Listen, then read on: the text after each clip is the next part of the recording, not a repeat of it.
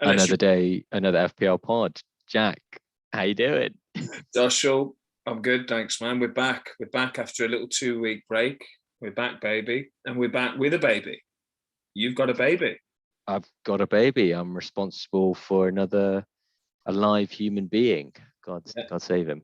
Great news. But good to see you back, focusing on what's really important, which is the FPL season after a little distraction.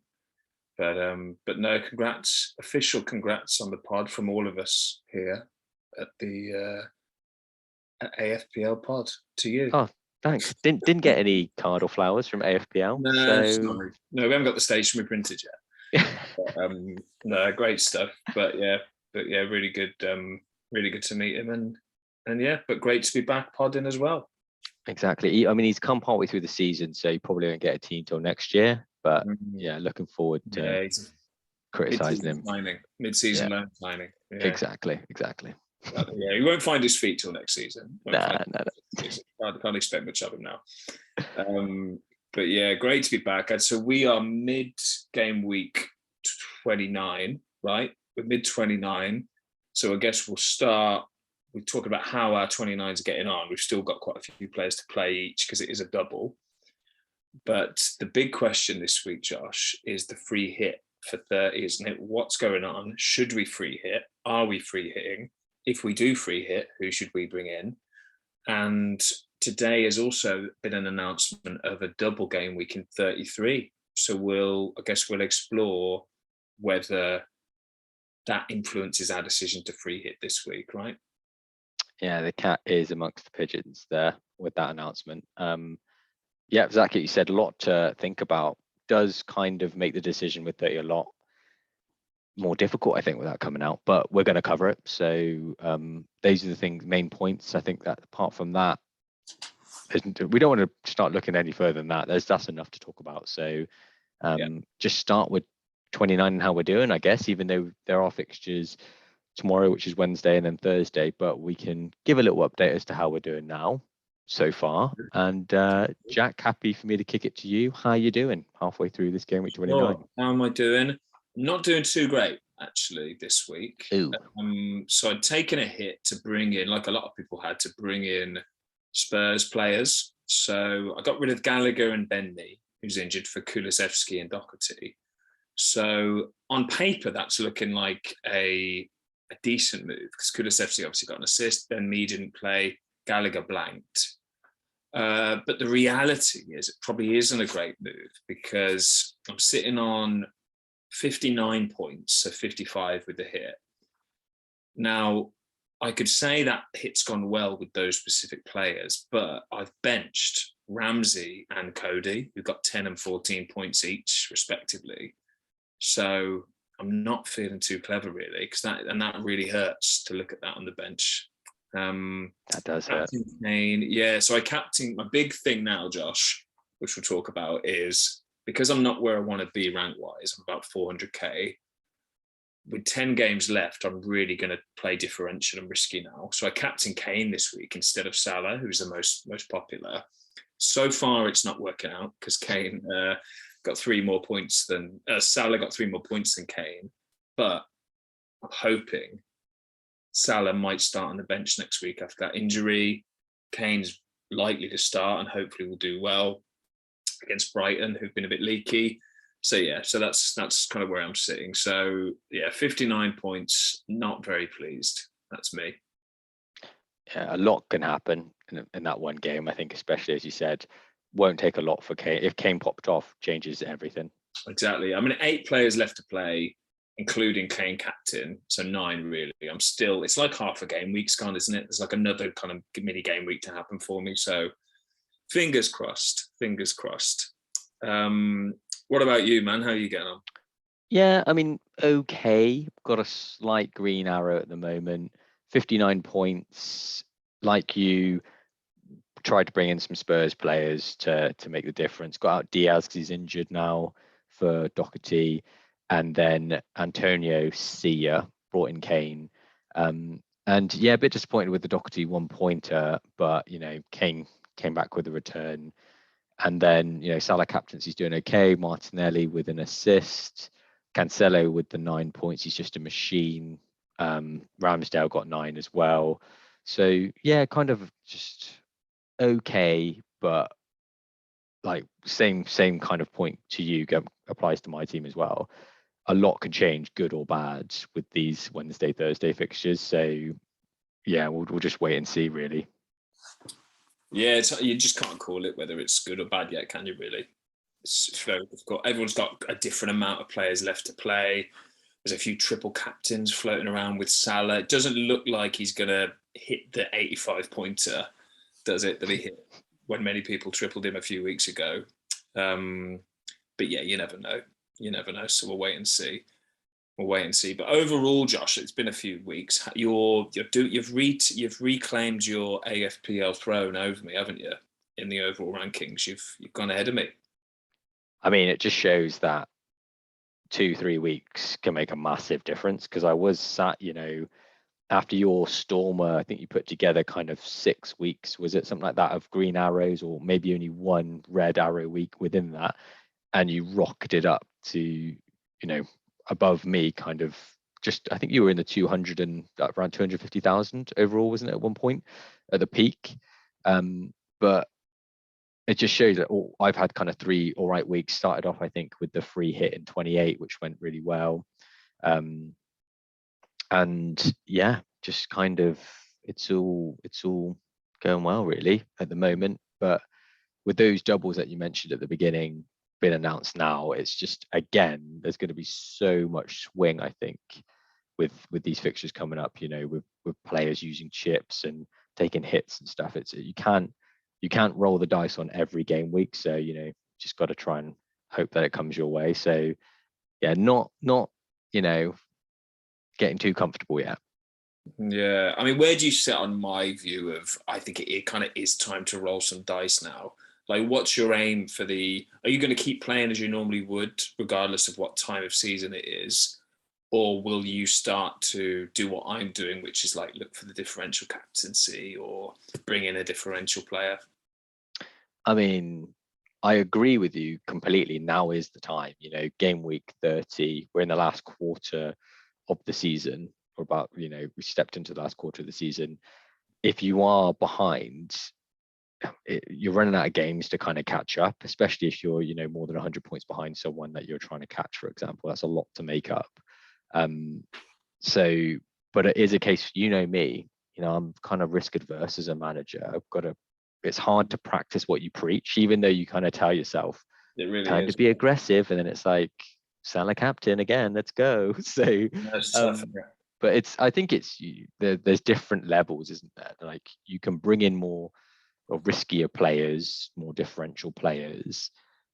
And I think that the furthest way you can go is then captain. Like, a Kane captain isn't the worst and the worst thing in the world, is it? It's not like completely out of left field. I mean, you could have captained outrageous. someone like Doherty or someone off the fixtures that they had, and that would have been a lot riskier, wouldn't it, really? But I think, yeah, depending upon your situation, like if you're at a mil rank now, just go for it.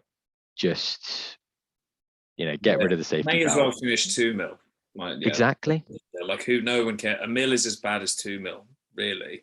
Yeah. And that's kind of how I see it. Like, one of the tools I made was a career history analyzer that I've got on the Game Change site, and I quite like it because it shows you your average points total, but also your average rank. But the main one is your average percentage finish. So, like, because a rank finishing 300k now, when there's 9 million players, is very different from finishing 300k when there was 2 million players, like 10 years ago. If you were playing 10 years ago, like you and I were, and people talk about the top 10k, and they always have, like, the top 10k was coveted back when there was 2 million players, but for some reason now everyone still says, oh, I got to get that top 10k, but there's 9 million players. Like, it's it's increased 400% the player base. And people say that, like, well, it's just because there's way more casual players playing now, but I'm not sure that's true. Like, I think there's far more players playing now who consume the content out there more. There's way more content out there, isn't there? There's way more resources, there's way more everything. It's much more of an active game now. So I think it's harder to finish in the top 100k, far harder than it was 5-10 years ago.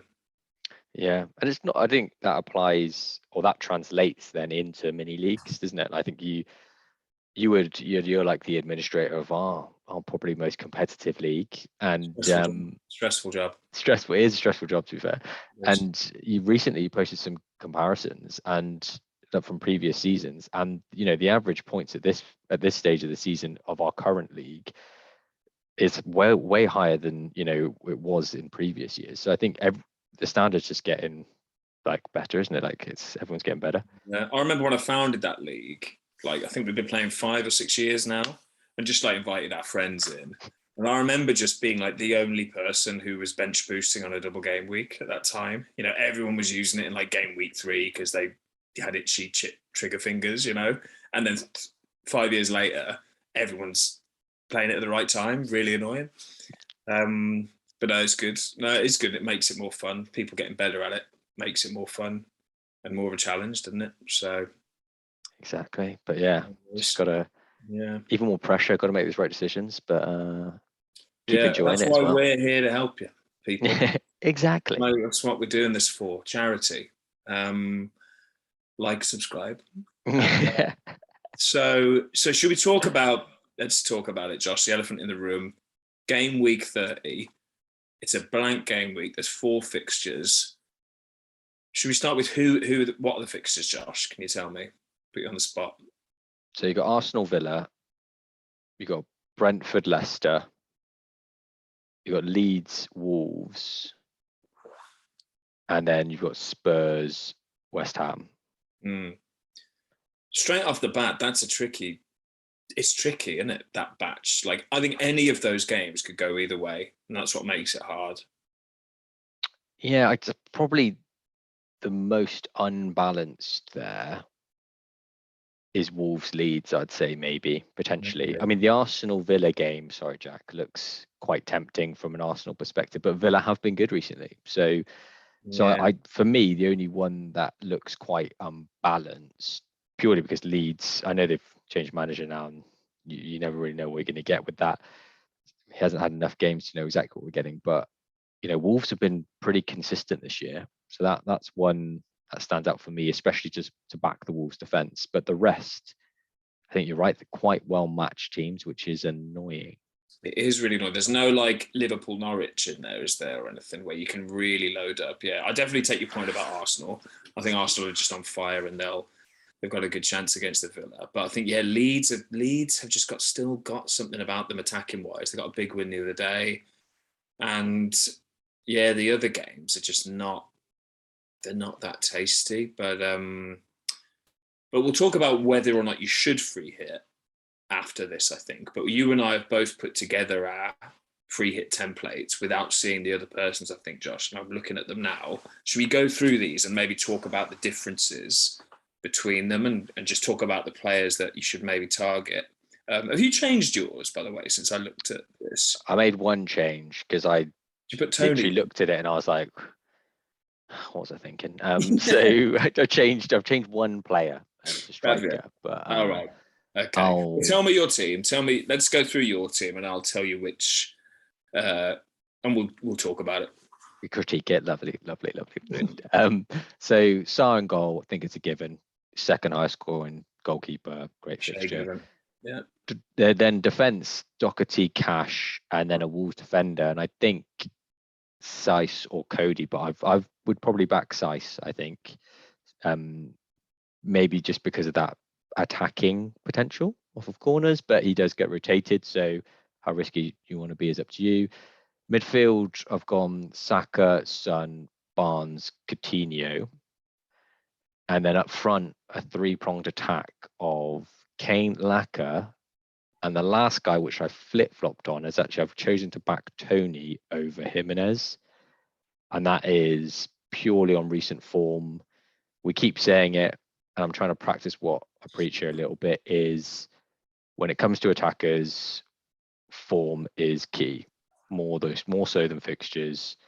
So, and Tony's been amazing recently. So yeah, that's my team. Yeah, good. Yeah, I'll go through mine real quick, and then we'll maybe talk through each of the positions, and maybe some players that neither of us have picked, and maybe why we haven't picked them, and whether we should think about them again. So I've also gone Sarr in goal. I think you're right about that. I've actually gone Sace and Cody at the back. Oh, the dub. With Doherty in there, and I think that speaks to my attitude now of you've got to risk this now. So that's a big risk on the Wolves clean there. Obviously massive. Midfield, Saka, like you. I've gone for Odegaard, Rafinha, Son, and Coutinho. So some similarities there. And like you, I've gone for Laka and Kane up top. So I've gone for the 3-5-2. And then that I have made a bench. So I put Schmeichel on the bench with Tony, Dawson from West Ham, and Janssen from Brentford on the bench there. So should we do? Let's talk about players that I haven't picked, you have, and vice versa. So straight away, you've gone for Matty Cash at the back. Do you? Well, let's talk about goalies first. So we'll go through the positions. So is Sarr the best option? Already talked about the fixtures. Be Wolves, maybe Wolves Leeds being the most unbalanced. Wolves having, I think, the second best defense still. They were a couple of weeks ago. I need to update my facts here probably, but they had one of the least number of goals conceded out of any team in the Premier League. So great defense. So that's great defense, great fixtures. Sarr's the second highest point scoring goalkeeper, which backs up those two things as well. So I think it's an easy pick for me this week if you're going to free hit, if you don't have them already. Yeah, I keep coming back to that Leicester-Brentford game. And Raya or Schmeichel, I don't think are too bad a shouts. But I do agree. I think Sarr is... It wouldn't surprise me if Leeds scored at all. But I think out of all the fixtures, Sarr is the man. I mean, Ramsdale... I don't know. It's hard to guess how Villa will be. It really is. Which Villa will turn up at the moment. You've had great games, then you've had some ball games. Sometimes it may be good, sometimes it may be shit. Yeah, it's a strange one. I think because Villa are home, that might make us play a bit better. But Arsenal looking good, and Ramsdale does love a save. But I think we were in agreement on Sarr in goal. The defence then, so we've both gone for Sace. Well, Sace and Cody we obviously both really like. Is there a reason we haven't gone for a Kilman or a Ait-Nouri or a fullback? I mean, Ait-Nouri for some reason is being rotated. Yeah. No, I can't see any reason why, and that just scares me. The fact that if you're gonna free hit, you want a bit of certainty. I think that burned a few people, didn't it? Yeah. Some weeks. So, and I just think, Cody, I think he popped up with an assist recently, which is quite rare of him, isn't it? And Sace with the goal returns, he seems to pop up with a few at least a couple every year. Cody got a goal, didn't he, at the weekend? Goal, sorry, not an assist. But I mean, it's very rare for him, is it? Normally he's the furthest guy back, he never scores, defender, but he's pretty much first name on the team sheet. So it's just how risky you want to be with that. I think play safe is the Cody option. Bit more risky is Sace, and then I think Sace is nailed as well. I do agree, and I think he is better as an attacking option. He's just a bit more expensive, which is why a lot of us have Cody in our main teams. It's just looking at mine. The triple up with Wolves is a bit dicey, really. And you've obviously gone for. We've both gone for Doherty. Which I guess we could talk about. Do you think he's the best Spurs defender to go for? I mean, Reguilon, now that Sessegnon's injured, is Reguilon, should we be thinking Reggie? I mean, it was the Reggie show for Spurs in terms of defensive options throughout the whole of the season, isn't it? But then he was getting, I mean, you got burned. He is fucking but I absolutely hate the guy. Where's Sessignon come from? Out of nowhere, out of the ashes. Sess is a great player. Great kid. He's probably like 35 now. That's how hyped he was years ago. But I think if Reg plays, and it looks like he is at the moment because of lack of competition, he's great attacking potential. But then now that Doherty's in the team, it looks like he's pretty nailed. I would argue he's got the same amount of attacking potential. Yeah, I'm gonna watch this Spurs game on Thursday, and I know it's bad to go on one game, but because it is so 50-50 with me, Doherty and Reguilon, I think I'll use that to judge how they play against Brighton. So yeah, I think that's a 50-50. I don't think you go wrong with either, to be honest. No. I think it's both are equally good shouts. It's just Doherty's a bit in vogue at the moment, isn't he? And he's obviously first choice, whereas Reguilon is there because someone else is injured. So maybe that's a factor. Yeah, I mean, you've gone for Cash as well, whereas I've gone for San Cody. Cash, is that his recent he got like 25 points in, didn't he, the double a couple of weeks ago? Not worried about is that more for his attacking prowess? It's not really for the clean, it's for that attacking prowess. And I think, I mean, correct me if I'm wrong, you know better than me, but especially recently, he's looked like a great playmaking fullback. Bombing down that right-hand side, he overlaps a lot, great energy. Like I think it's one of those things that he just overlaps and gets himself in great positions so often that you think he creates the opportunity for him to get assists or goals because he's just so attacking. Like he just runs, doesn't he? Like he's there more often than not. Yeah, he's always, the thing about him is he's always had that energy and always been putting the effort in and like giving 100% since we bought him. And he is good. I do like it, but he's like, he hadn't had an assist for like a year or more until very, very recently. And then he got that massive haul. Like he is not very good at crossing, in my opinion. Took his goal really well the other week. Can't remember. We beat him 3-0. Can't remember who we beat. Brighton maybe, but yeah, he just, I don't know. I don't trust him personally. Digne has burned a lot of people lately, and he went off injured, didn't he, in the other week? But I think if Digne was fit, I'd go Digne. Yeah, I don't think he's a bad choice, but I'd be shocked if Villa didn't concede against Arsenal.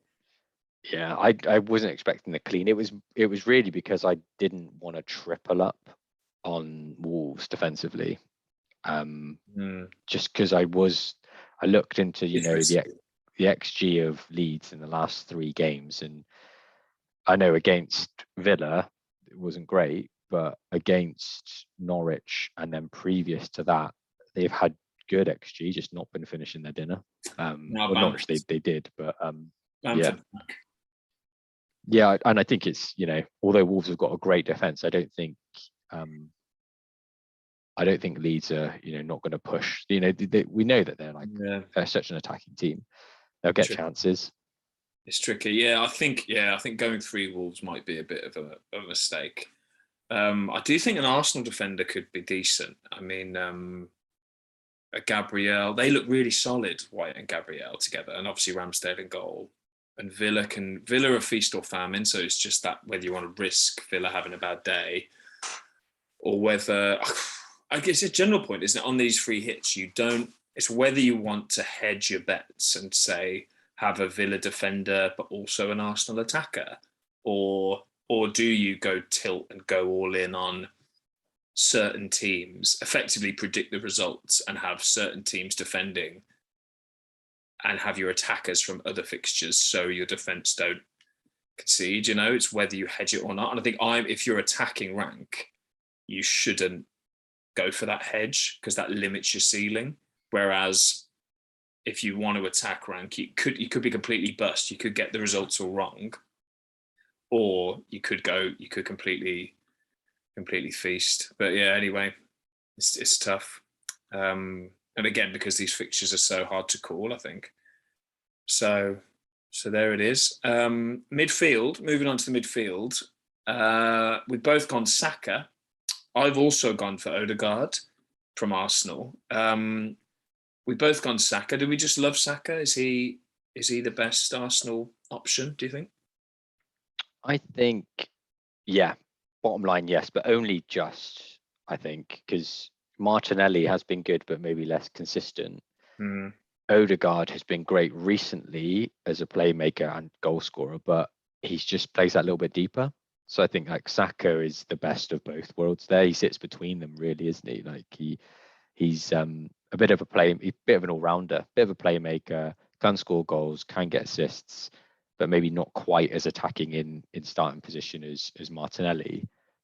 But he's less risky because he's more consistent. So I think he's just edges it over those two. Yeah, with Martinelli, I think with Smith Rowe fit, I think there's just always that risk that Smith Rowe starts ahead of Martinelli, even though Martinelli is the favourite at the moment. There's just that slight risk that I don't think you've really got with Saka.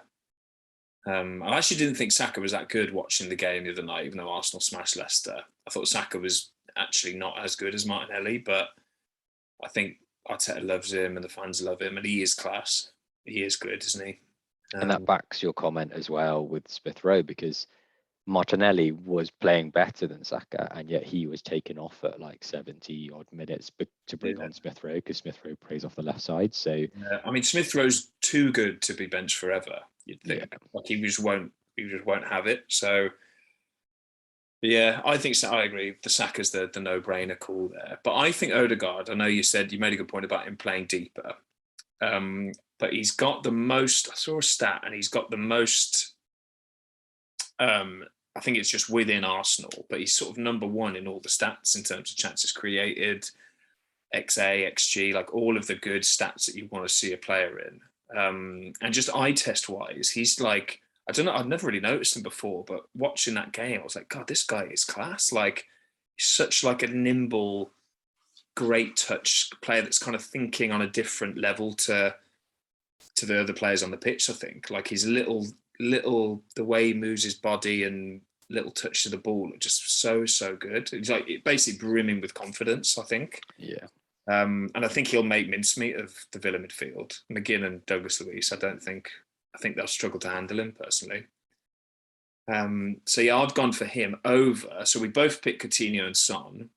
I don't know if we need to really talk about them much. They seem like no-brainers to me. Talisman and their midfields. Yeah. Yeah, I think just pick them. Yeah, I think just get them in. But you've gone with Barnes, whereas I've gone with Odegaard. Rafinha, sorry, Rafinha. So yeah, who? Oh yeah, you've got an extra striker. Sorry, yeah. So yeah, I've kept Rafinha in, but I don't love it. I just think he just is the talisman of that team, isn't he? And he could have had a haul the last game, frankly, against although it was against Norwich. So yeah, tricky one. He's probably the least likely to retain his spot in my team. But convince me on Barnes, because I just think Leicester are just a bit, I don't know. I'm not convinced. They are meh. I think he is the equivalent of Rafinha in the Leicester team at the moment. And I think although Leicester haven't been great, Leicester are a better team than Leeds. And they're playing probably arguably an easier team for him to get points against. Rafinha has got Wolves, one of the best defenses in the league. True. So you're probably saying Barnes has done well recently, not amazing. So in terms of form, you're saying there's maybe not much between them. In ability, they're both great. Rafinha may be the better in overall ability, but fixture-wise, I think the Leicester fixture is far better than the Wolves fixture. So really not too much between them, but I think Barnes edges it for me. Leicester home as well. Yeah, I like it. Yeah. The whole Rafinha thing of, him being the talisman and can pop up with points, I think that applied maybe 10, 15 weeks ago, but, they've been so bad recently. And maybe the Norwich game, you can just say it's Norwich in isolation and have to ignore that one, but it'll turn around and bang now after I said that. Yeah. Yeah, I mean, you can't just live your life in fear of, you can't pick everyone, can you? I love the guy. I love Rafinha. He's been great, but yeah, I think Harvey Barnes is more likely to get points in this game week. Yeah, I do agree thinking about it. But let's talk about the strikers. the strikers now. So you've gone with 3. So I've got one of them on the bench, but I think they're the same 3, aren't they? So I've just lost the thing. Yeah, Laka and Kane again, like Son and Coutinho. Yeah, they're the standout 2, aren't they? Strikers. So you're gonna have those 2 for sure. And then it's just I've got Tony, but you've gone for that extra midfielder. And yeah, just pure form for me. Been burnt by Tony this year, but my God, does he look good at the moment? So yeah, he does. Yeah, I agree with you. Yeah, it's tricky, tough between him and an extra mid. Yeah, Brentford. I just don't know how good Brentford are. I just think, and away from home, Brentford against Leicester, who aren't good defensively, though. Yeah, Tony is good, isn't he? It's tough. It's so hard, this one. I think this free hit. yeah, Like normally there is just like, right, pick three players from 3 of these teams is like the normal free hit philosophy when there's a blank game week, isn't there? Like it's clear who to get. But I just think, and the state of the league this year generally is anyone could beat anyone. So that's reflecting in this.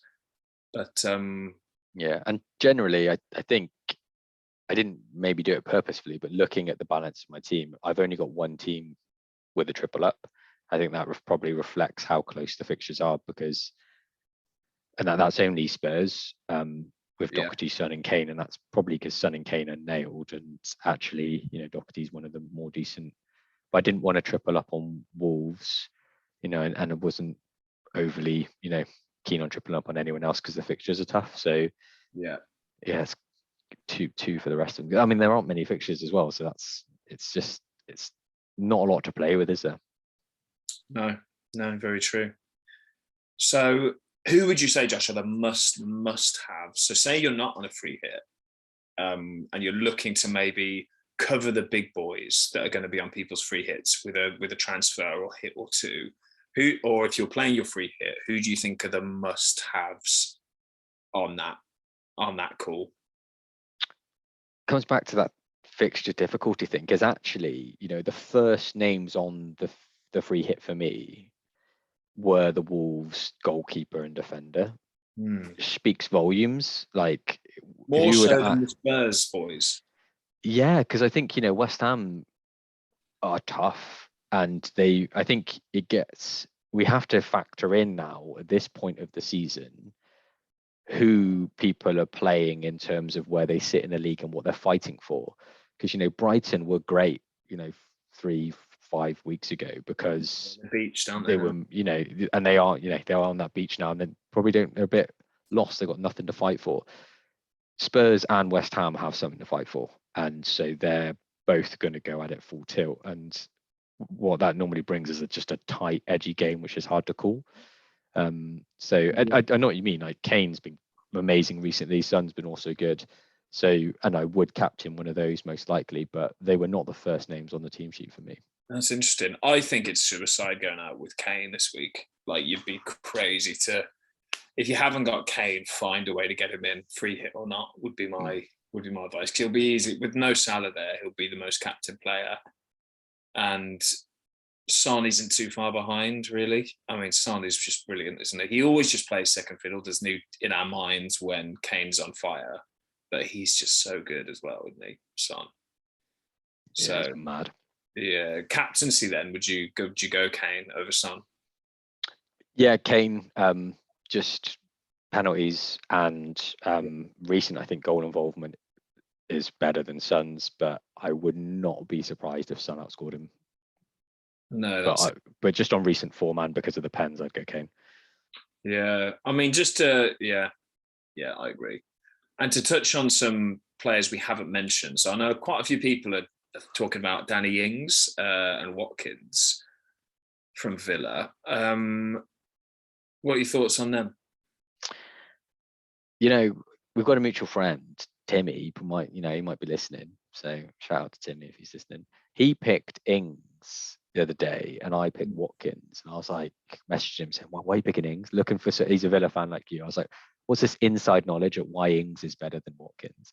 And he's just like, "No, just fancied him. Just thought he looked good." And then he banged. So I think it's everyone likes Ings, but how nailed he is another point, isn't it? But yeah, I think on, he is nailed. I think he is nailed now with what I think they're both nailed. I think Gerrard's just finally decided he's got to play both of them with Coutinho and bench Buendia. So, and that'll create goals. And I think Danny Ings is a better finisher than Watkins. I don't think anyone would deny it. But Watkins is a bit more involved in play and kind of puts himself about a bit more. But I think Arsenal defence is underrated. I think there's a good chance they shut us out at the weekend. So I would avoid Watkins innings, especially when you've got the likes of Laka, Kane, Tony and Jimenez that you can pick ahead of them in striker spots. So yeah, I think Coutinho should be in our teams because he's now the talisman at Villa and he just looks really good whenever he plays. He just looks on another level of, I know I'm in a Villa fan. Obviously, well, I know a lot of Villa fans in a Villa WhatsApp group, and we were debating, is Coutinho the best player that's ever been in the Villa shirt? Grealish, see you later. He's been that good. So yeah, I'd avoid Ings and Watkins personally. I don't get the hype with them against Arsenal.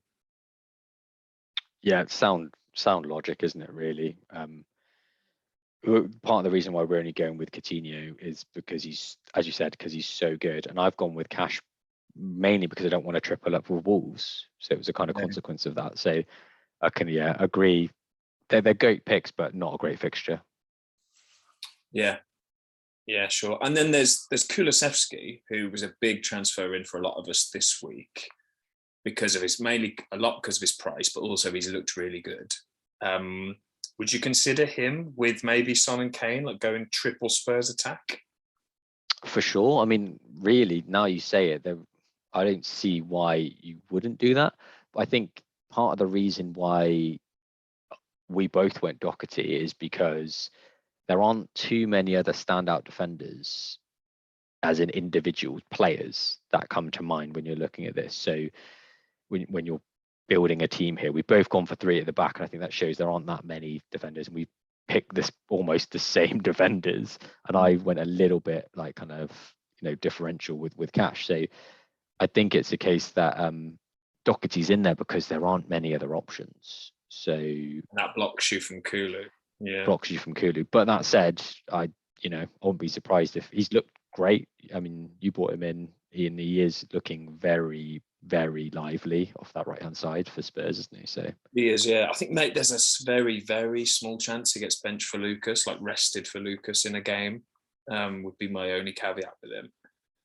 And like you said, yeah, if you want 3 Spurs, getting a Reguilon or a Doherty in is probably favourable over having the three attackers just about. Not much in it though. No, not a lot. And it's similar to the Martinelli shout, I think.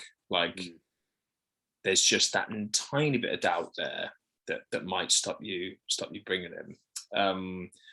And Josh, you mentioned you last minute switched Jimenez out for Tony. Any reason for that? What was you thinking? I'm sure there was a reason. What was you thinking? Tony's form was one.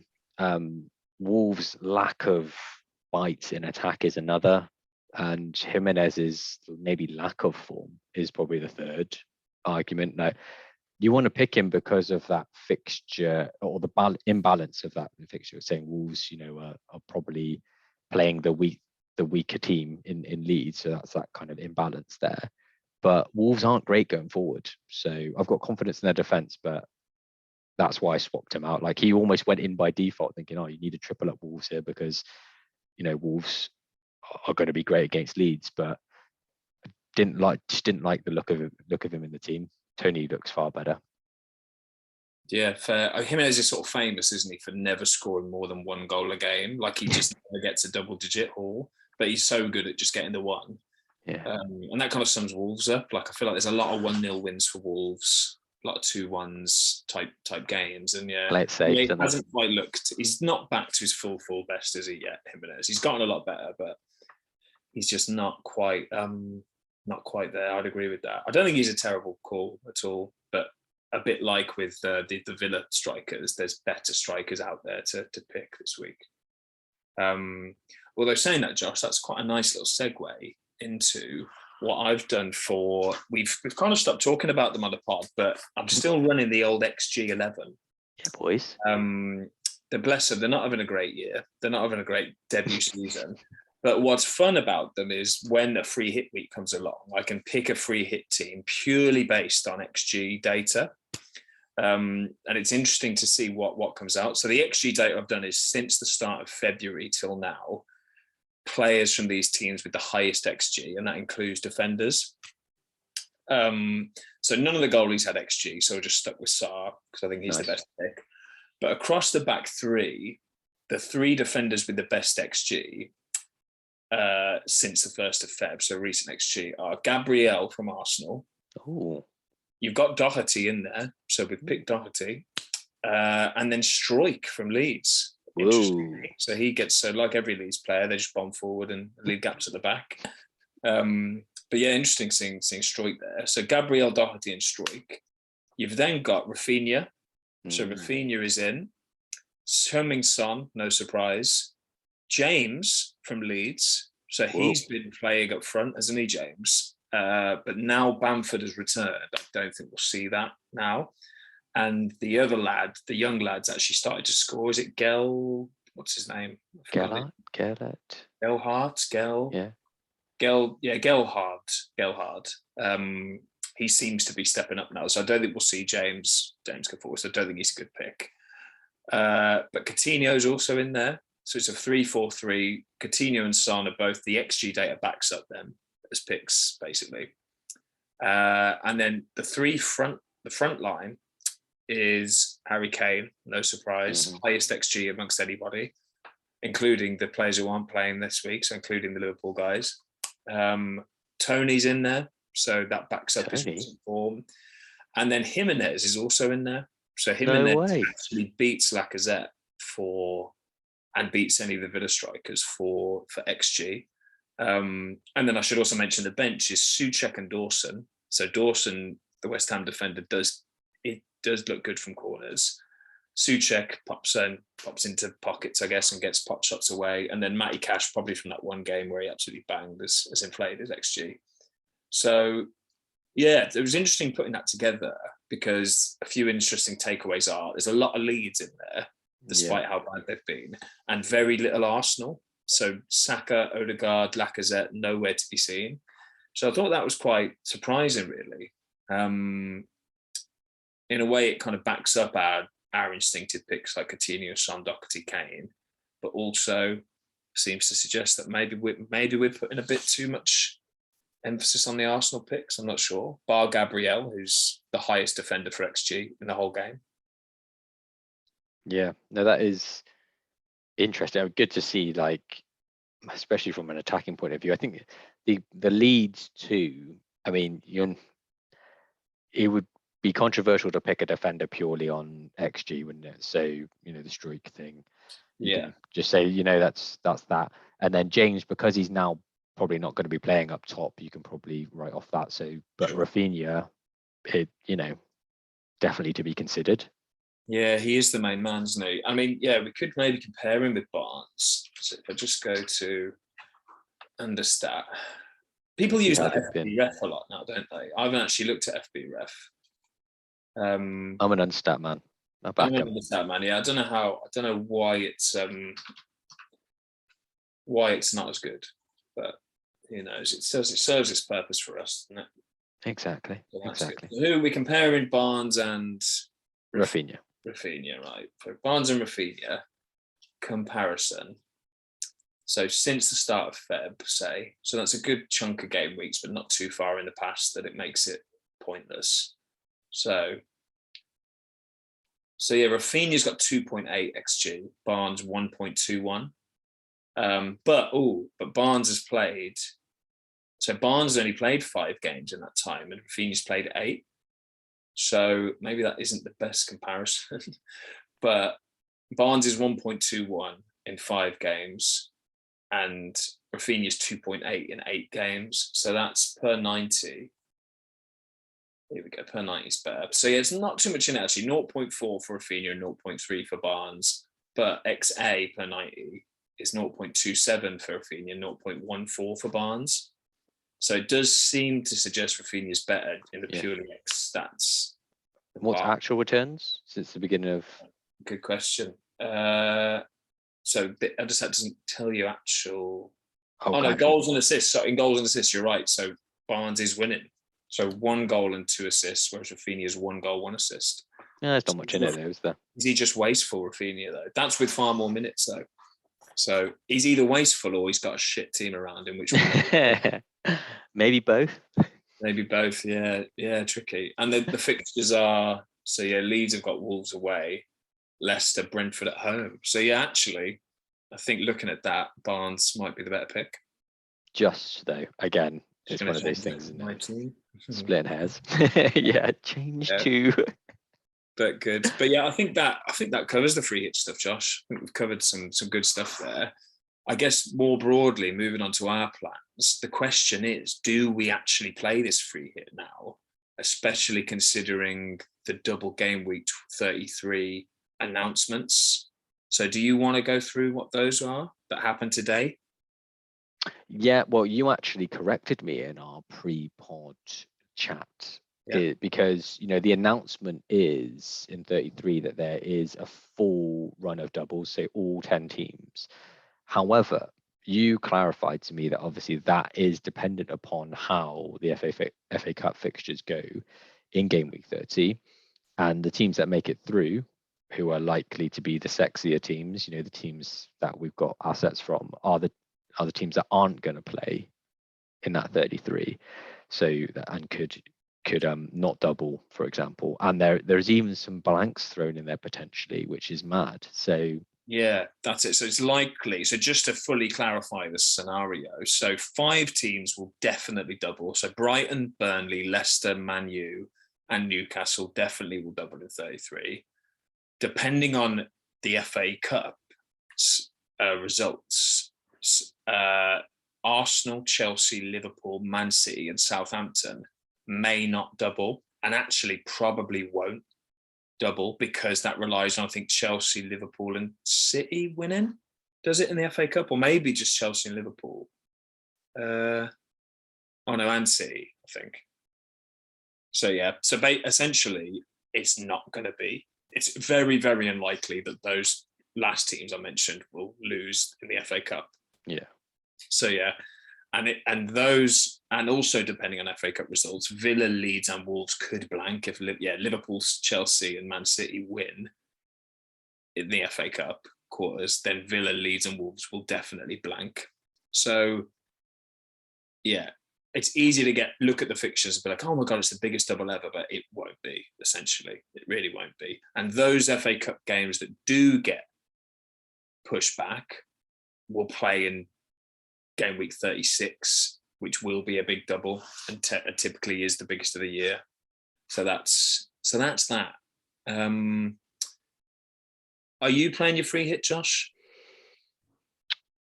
It gets to the point now, it gets very specific to the manager and the team, doesn't it, at this point of the season? So in my scenario, I've got 1 free hit left and a bench boost and a wild card. So with that laid out in front of me, the way you said, what immediately called to me is sexy teams potentially doubling in 36. I'll keep my wild card before that, because I'm going to want those players probably, maybe from 30 to 35, even 35, 36, 37, 38. 33, the teams that you said confirmed as doubled, they were not probably teams that I have a lot of players from. For example, you mentioned Brighton, Leicester, United. I can't remember who the other ones were. So that may be a potential either free hit or bench boost position, potentially. And then it brings you to where we're at now, 30. Can't use the bench boost in 30 because you probably don't have any players anyway. So for me, in my scenario, I've got 6 playing players currently. To get to the magic kind of number of 8, 9, 10, that's minus 8 plus to get there for players that I might not want to keep for a couple of game weeks more. So I'm kind of drawing myself towards a free hit in 30, bench boost in 33, and then a wild card after 33 to prepare for that 36 with assets that I will want maybe from 34 onwards. Yeah. Yeah, I think that's the right move. But what about you? Yeah, I've always been set on wild card in like 34, 35, bench boost into 36, because it is always the biggest double. And bench boost with 14 doubling players. I do that every year, and it's always great. I love it. It's always like, I think it's so a doubler is so undervalued in people's minds. Like, people that think the triple captainship is more valuable than a bench boost, I think that's crazy to me. Like, I don't think, like, you're getting 8 extra players, whereas a triple captain, you're getting 1 extra player because you would have captained that player anyway, and you're getting 2x, 3x instead of 2x. Like, to me, the bench boost is easily the biggest, most important chip. And then the free hit is in a blank game week. So I think I put like a little TikTok video out there that was just like, just play your free hit this in 30, even if you can make 10 players with a -8, I think you're better off just playing the free hit, even if you've got 7, 8 players playing, because it's just a great upside to attack the week. And you can game week 33, you'll be able to, with a couple of transfers, get a playing 11, most of which that probably double, and then wild card, and then bench boost on 36, I think is the best way. Unless you're like in a position where you've got 9 or 10 players playing in game week 30, which won't be most people, then I'd play the free hit in 30, which I'm going to do. I think I've got 7 players playing without the free hit. Yeah, but I'm missing players like Son and Coutinho, who I'd want and couldn't just bring in on easy hits. I'd have to take a lot of hits to afford them. So I think, yeah, the essential players like Coutinho and Son and Kane and Saka and the people we mentioned, if you don't have them, then it makes it tricky. So yeah, I think free hit's generally a good move this week. Yeah, with such a small amount of number of fixtures, it's so hard to not do it, isn't it? Really, it's basically free hit or lots of hits. Yeah, I'm annoyed that I think it was the Spurs West Ham game got pulled into this week. I think there was just the 3 of them originally. Yeah, that would have been Wolves Leeds, but yeah, but that would have been very tasty for free hitters and none. Because I think it was the Spurs game. Like, that saved quite a lot of people's blushes, I think, that have used both free hits already, because you've probably got a few Spurs in your team at this point. Yeah, and players that, well, I know there would have been players that free hit last week or this current week, like 29, who are actually more than I expected to see floating around. And you know that even if they've got their second still, they won't be able to use it. So yeah, I've kind of normalized the fact we've had 2 this year, but that is unprecedented, isn't it? Like, normally you just get the 1. But yeah, I guess we should also add there is a double in 31 as well now that's just been announced, but it's Burnley and Everton. So you thinking of getting any of them in? Well, I've already got 2 from their last, because Burnley have got tons of fixtures, haven't they? I've already actually got still a Burnley defender, 2 Burnley defenders, me being one of them, but obviously he's injured at the moment, and I've still got Weghorst, so decent. We'll keep Weggy. Keep the Weg. Keep them boys. Is me back yet? I'm not sure he is this week. Don't think so. He's still red flagged. I know that doesn't mean anything, but I haven't heard anything on the grapevine of when he's back. It's a massive loss for them, isn't it? I think that huge player. I could even relegate them that, because he's their main man.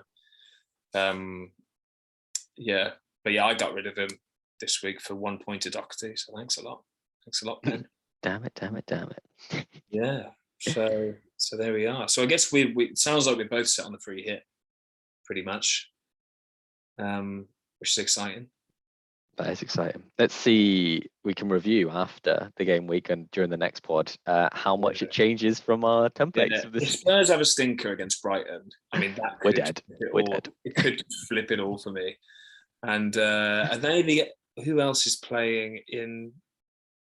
Who else has still got a game to go? Arsenal have one, don't they? Like, if Saka's benched, for example, in Arsenal's second game, then that could be a curveball, couldn't it? Things like that can really flip your thinking with a double. Or Doherty doesn't get a game, like, that's going to really change our sort of perspective on the free hit. But yeah, I think we did pretty well. Kane or someone, that would be mad. Imagine if he just like was burnt out and they had to rest him for one. He got a little injury, or I mean, God knows. Even Salah. I mean, Salah's missed like 3 games ever for Liverpool, or whatever, something along those lines. And he's got a knock now. It's just that time of year, isn't it? They've played so many games. That's it. Yeah, and Kane loves a little injury now and then, doesn't he? Yeah, he does. He does. So yeah, it'll be fun. I love this time of year. The running, you gotta love it. Yeah, we'll see if it goes our way. You love it if it goes your way. Oh, I hate it. Hate this time of year. I love the anticipation of it. Hate the reality of it. Oh yeah, that's it. Like Christmas, Christmas comes and goes. Oh. Hype. Watch Elf, think it's going to be magical. Yeah. In reality. Yeah, like you said, so. Right, good. I think that's it, Josh. Unless you got anything else? Have I missed anything? That's it. I mean, you've already partway through plugged obviously, like and subscribe, check out Tiki. And yeah, tune in obviously to the next pod as well next week. Good times. All right. Well, thanks for listening. And we'll see you next week. Yeah, see you next time. Cheers, Jack. Adios.